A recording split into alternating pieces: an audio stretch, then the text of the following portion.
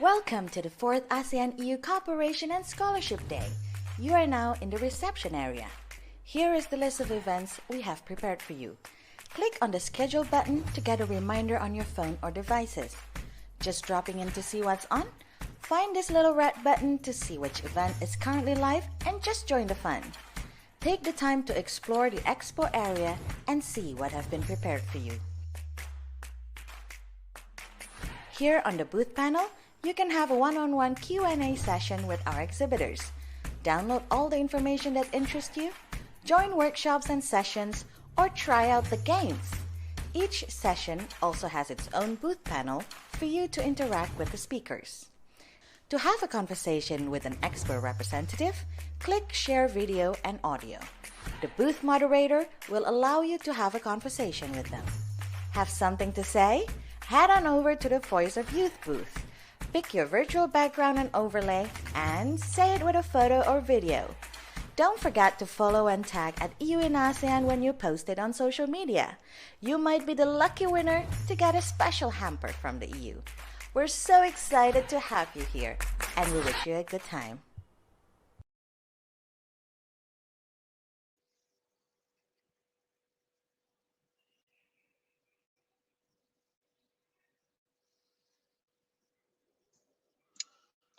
Good afternoon, everyone, and welcome to the 4th ASEAN EU Cooperation and Scholarship Day 2021. I hope everyone is well and have had the chance to look around the expo today. So today's session is all about ASEAN small producers. Small producers are one of the worst hit during the pandemic. I'm sure everyone here has their own story from our respective country, but today especially, we are going to hear the stories from our two friends from the Philippines and Indonesia on how they are working to empower small producers in their countries, and perhaps we can also discuss ways on how we, as ASEAN youth, can be part of the solution. Joining us today, we have our brilliant speakers, Luis Mabulo. So Luis Manuel Mabulo, hi Luis, is a chef, farmer, and entrepreneur. She is the founder of the Cacao Project, which cultivates resilient and climate-smart livelihoods, positioning farmers for sustainable success in San Fernando, the Philippines. Also with us, we have Robert Budianto. Hi, Robert. Hi. How are you? Hi. So Robert is an alumni of Erasmus Mundus, joint master program at the Université de Provence, Warsaw Uni of Tech, and Universidad de Cordoba. Robert is also the director of PT Nusantara Segar Global, Java Fresh, and having lived for 12 years overseas, Robert left his job in Germany and returned home to transform Indonesia into a world-leading exotic fruit supplier. Also with us today, we have Miss Yang Li. Hi. Hi, good afternoon. Hello, thank you for joining us. So Yang Li has been with the Arise Plus IPR project since 2018 as an IPR expert and activity coordinator for the EU-funded project focusing on intellectual property cooperation in the ASEAN region. Her key area expertise for the project focus on industrial designs and promotion of geographical indications and IPR enforcement. Hi, everyone. I hope you guys are doing well. Thank you for joining us. And my name is Sharafina Fidiarana, and I will be the moderator for this session. Perhaps we can start with Luis. So, Luis, can I call you the farm-to-table queen of the Philippines? Can you share with us how you first got into the whole thing? Well, I mean, for me, I wouldn't consider myself a farm-to-table queen. I'm more of a steward to cultivate just livelihoods for locals and advocate better food systems for all. And I started off in this journey as a chef. I began cooking. I was jump-started in the culinary television cooking show Junior Master Chef, and that brought me into the whole world of culinary. And I learned over the years that it was actually, food systems weren't just what goes on in a kitchen or a grocery store. There were suppliers, there were logistics, and all of these amazing, bits and bobs of our food systems that it's just so layered that it's hard to just put it in one category. So I realized I wanted to be able to help, especially for local farmers. And I transitioned into farm to table cuisine, promoting our local ingredients and making sure that people understood the value of purchasing from local suppliers and producers. And I also went on to grow my own ingredients myself and set up my own farm when I became a bit of like an agriculture advocate and farmer in my younger teen years. But it all changed when my town was hit by Super Typhoon Nokten, and I realized the vulnerability of our producers in agriculture to our changing climates. In fact, the Philippines is one of the most vulnerable countries to hazards brought about by climate change, and that's extremely problematic.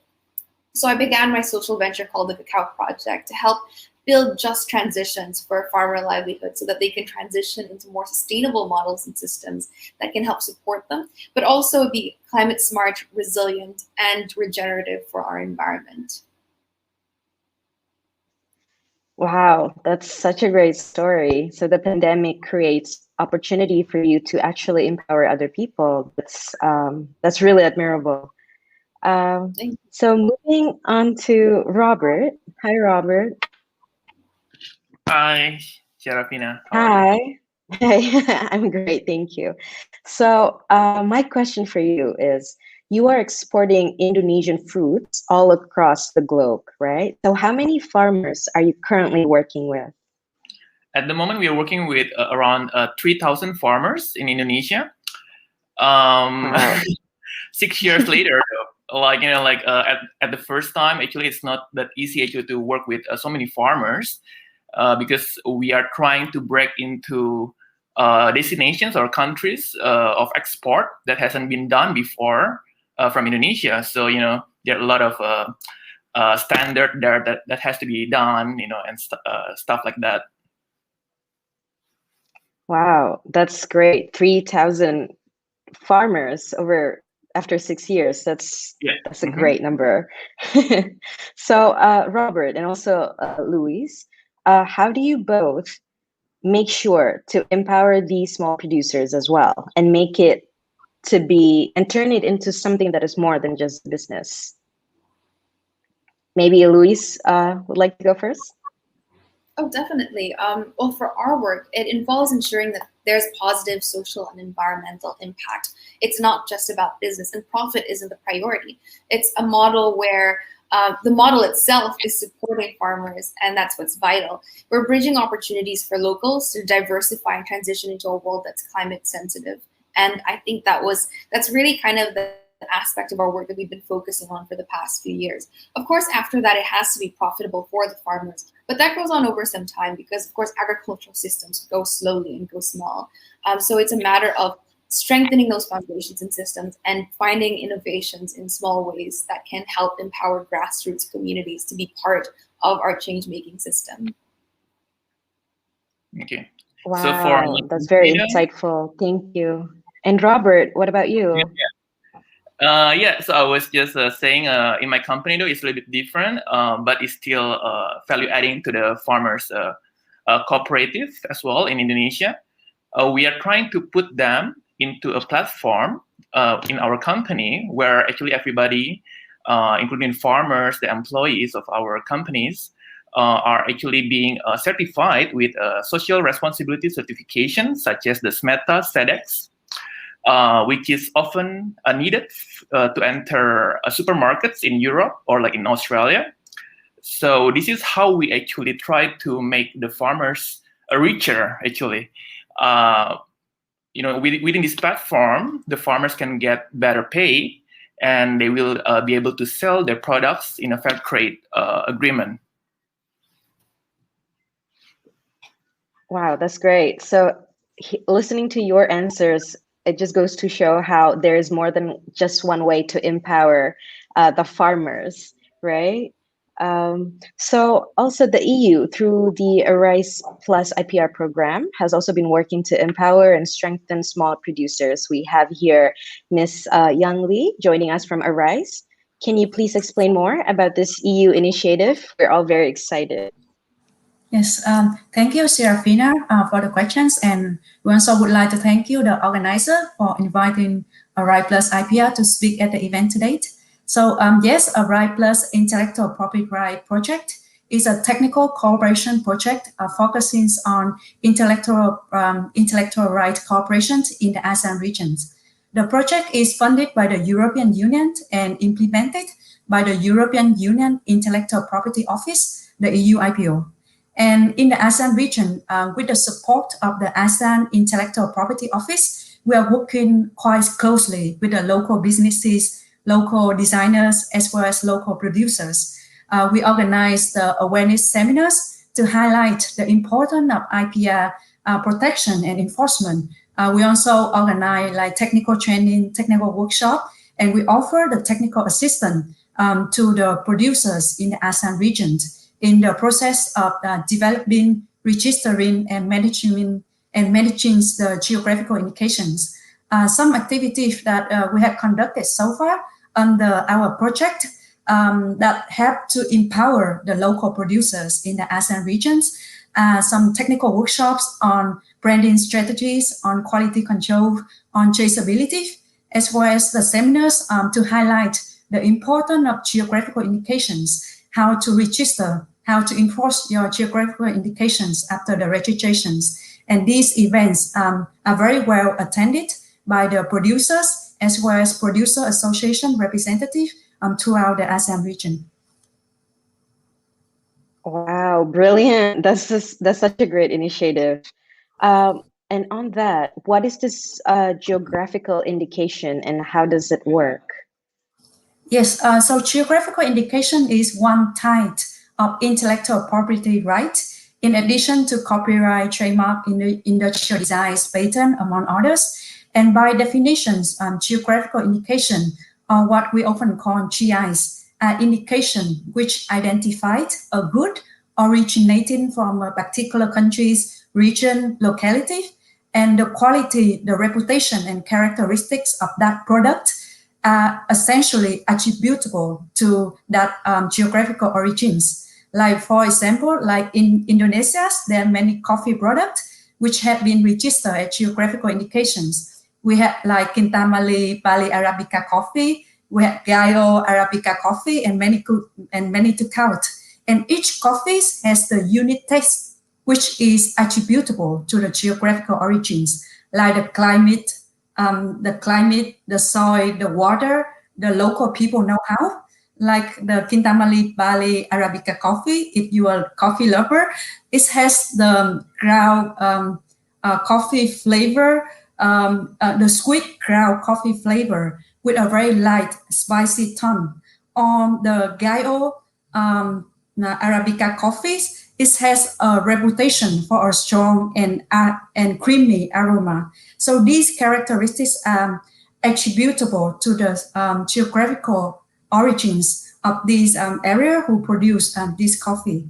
So Right Plus IPR, we're working closely with the ASEAN IP offices to support and encourage the producers to register the geographical indications so that they can gain the legal protections in case like other producers, they would like to take advantage of the reputations of the product.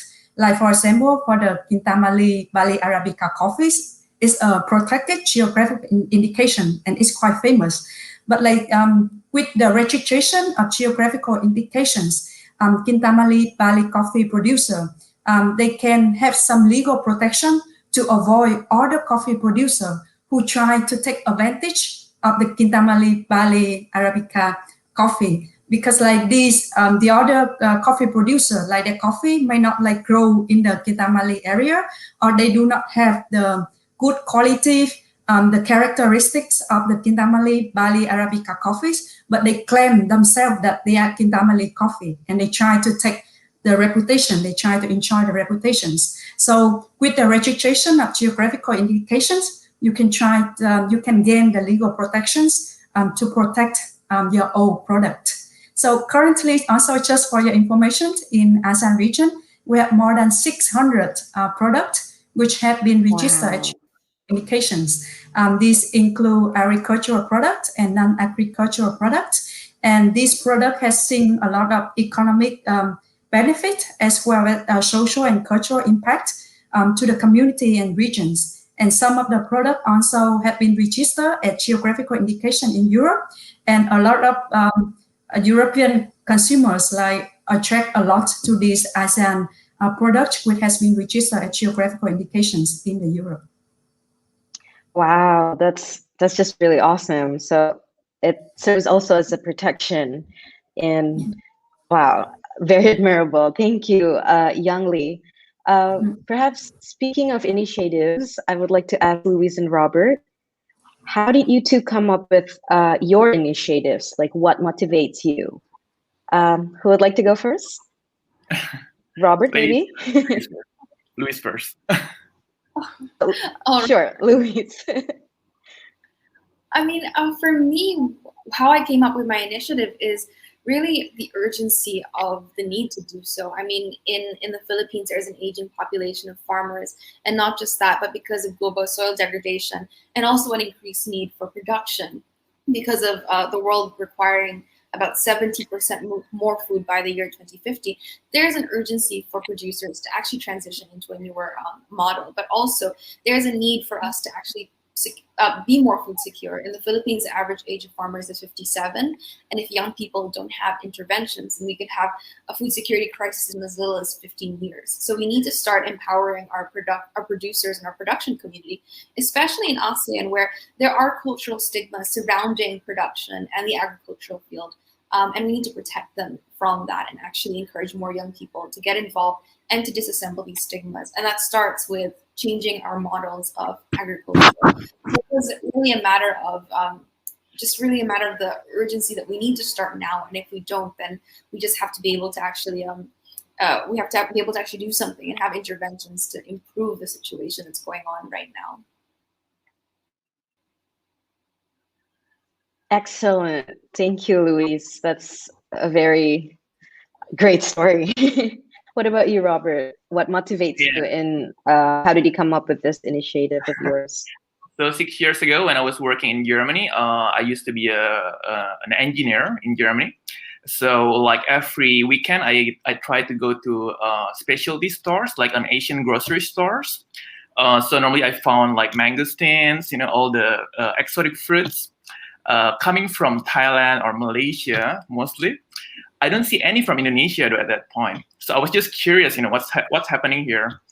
So I was Googling. At the time, actually, Indonesia was among the third largest producers of exotic fruits, but not even in the top 10 of exporters of those fruits. So that's the red lining, there. So that's the crazy part, So there must be something wrong here, right? So so this is actually what brought me into this project or into this company. I was thinking, if we could try to make it better in terms of the quality of the fruits, as well as the livelihood of the farmers, probably, we could actually be in the top 3 of the exporters as well, not just the producers. So that's my purpose, actually. That's what brought me into this business. Wow. From one problem, now we see a very good initiative. Speaking of which, so Louise, you're a chef, right? And Robert, you're an experienced businessman. So how can the rest of us who are not a chef or a businessman can also be part of the solution to support our small producers? Do you have any tips, perhaps? Robert, you want to go first? As a businessman, sure. Any tips?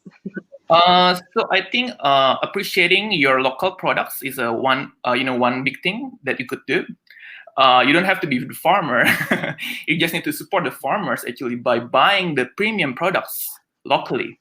So what happens in Indonesia mostly actually when we see cherries from Latin America, from Chile, for example, or like strawberry from Germany, it must be a premium products, but not when we see a really, really nice mangosteen or the salak or the snake fruit and all this basically in the supermarkets. We try to actually underprice, underrate all these products, which is really bad, I think. So one one small thing, but it's going to be really, really big impact, in the future, actually, by appreciating and actually would like to know better where it comes from, which farmer, which cooperative it comes from, whether it comes from a sustainable farm, and then like the farmers will feel more appreciated, and actually they would work better to create even better produce in the future by doing this. Thank you, Robert. What about you, Louise? How do you think the rest of us can be part of the solution? I think there's a lot of ways. There's many steps that you can take.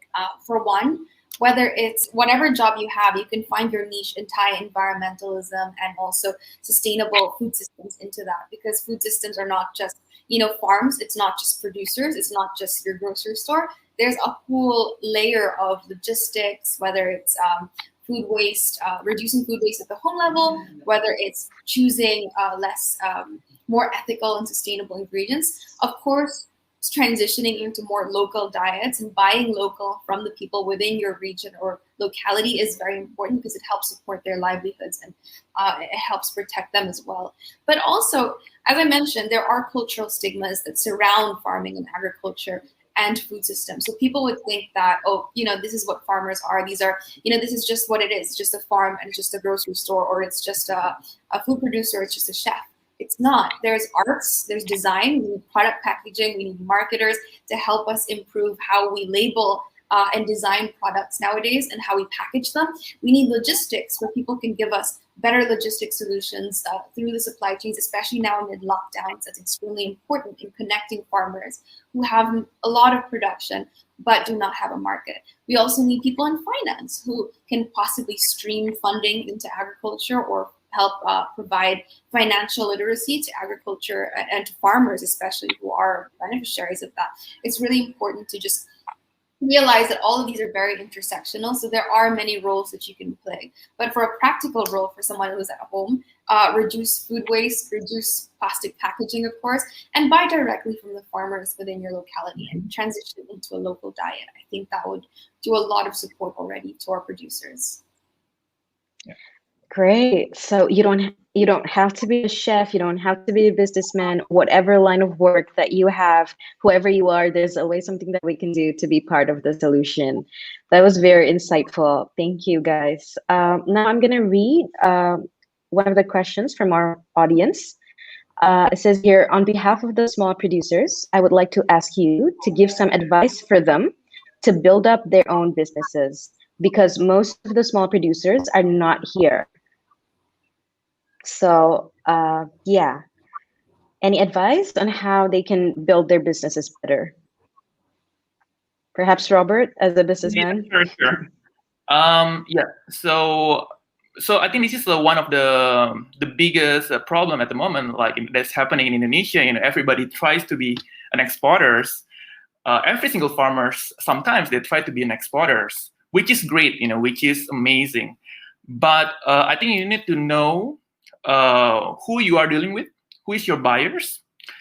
You can't be just take it for granted, for everything, because you get this bullwhip effect, like in economics term, you don't know what's happening from the buyer's point of view, whether actually what they are trying actually like to sell it actually below the standard price. Actually, you don't get the expected margin, by doing so.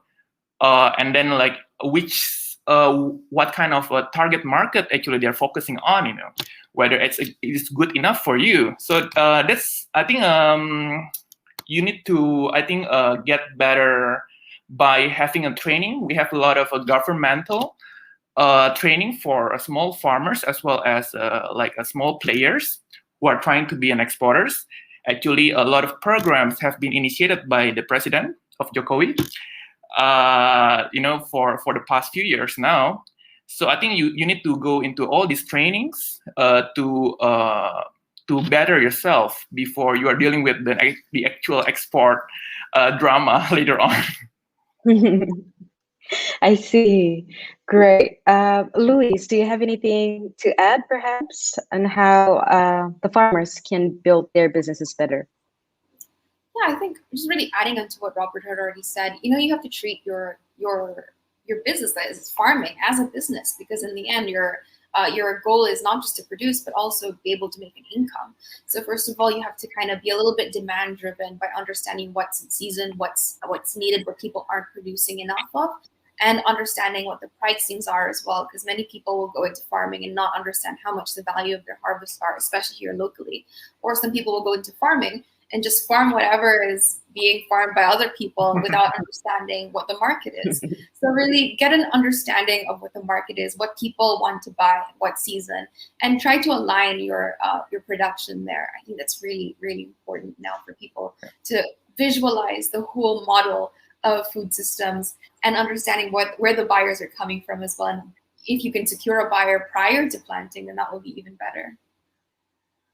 So there's training, and there's also being aware of what the market is looking for, and to align their produce with what the market sort of with the demand, right?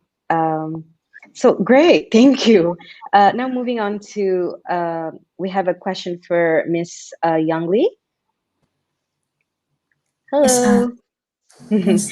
So the question here is, what makes a produce qualify to get a GI? Yes, thank you, Serafina, for the questions. I think this is a very important question because not all product can be qualified to be registered geographical indications. First, because geographical indication is for origin link product. So which means your product need to have some connection with the geographical origins. Either it will be the natures, the climate, the natures, or the people, which is like the local know-hows, the traditional processings. So first, maybe the first step in order to identify whether product is qualified for the geographical indication, first, you need to see whether like the text of your products is it unique? Is it like attributable to the geographical origins? Is it like tends to the climate, tend to the people know-how processing methods or not? So this will be the first step. And after that, I think because GIs is a very like big project that with the support of the government. Like for example, in Thailand, we had a program like one GIs, one village. So like we had like the role of the government is very big in trying to like helping to identify it and developing and registering the GIs. So I think the government roles is also very important in here. So your government, your provincial authorities can help to identify with you whether this can also be qualified for geographical indications. And after that, you can be considered as a potential geographical indications.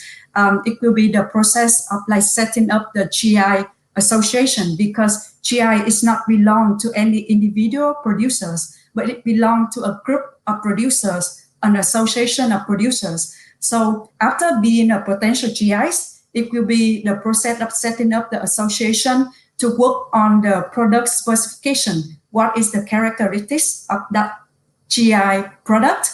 What is the production method that every producers in the region need to follow in order to get that geographical indications? So when we have like on these procedures, on the document available, we will contact the IP office in your countries to register for the geographical indications. Fantastic. Thank you so much, Young Lee. That was very insightful.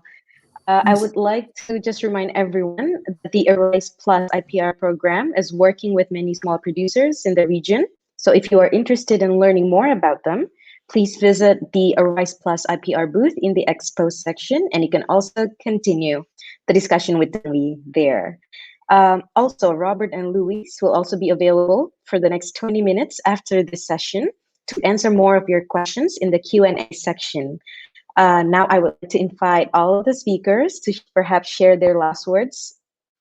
Any final thoughts or tips, perhaps just very briefly for the audience. Robert, would you like to go first? Yeah, definitely.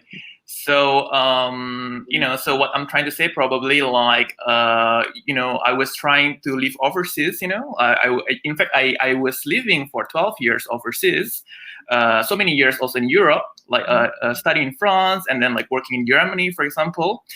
But like in the end of the day, actually, what matters the most is what your heart told you to do. Like so I was thinking about like creating something like a platform, a company that can help a lot of people, not just staying like in Europe actually until the retirement time and cash in my retirement fund, which is that's not my ideal life. So I think this is what actually has to be thought of by a lot of people, students, anybody who Yes. actually wants this this Mhm. webinar. Like I think creating something not just in the agricultural business, in any area that can help people to get better jobs, better pay. I think that would be like amazing and rewarding a job to have. Okay, Yeah. thank you. That's so great. Perhaps Miss Young Lee, just very briefly because we're running out of time. Yes. Any? So thank you, Serafina, and the organizer for offering us the opportunity to talk about the importance of IPR protection and enforcement, as well as to introduce with the large audience about the concept of GIs, which I think is very important for the producers. And also, I would like to wish all the best to all the students so that you can get on the scholarship that you want. And if you want to know more about IP, please visit the Arrive Plus IPR booth. We're happy to answer on the IP questions. Thank you. Thank you. And Luis, any final thoughts perhaps to share with the audience very briefly? Oh, definitely, Serafina. I think for one, it's that ASEAN is uniquely positioned to champion regenerative systems. So we must do our part to really set the standard globally for good food and production. And that falls to us here in the ASEAN region to make value beyond ourselves and help us actually build those transitions and support local producers and local products. Okay, thank you so much, Louise, Robert, and Yang Lee. That was a very insightful session. I learned so much about everything. I wish you a good day. And for the audience, if you haven't already, make sure to follow at EU in ASEAN social media channels. Head on over to the Voice of Youth booth as well, where you can choose the virtual background and overlay for your photo and video. Make sure to tag at EU in ASEAN for a chance to win a special EU hamper. Thank you so much for joining this session. Have a nice day, everyone.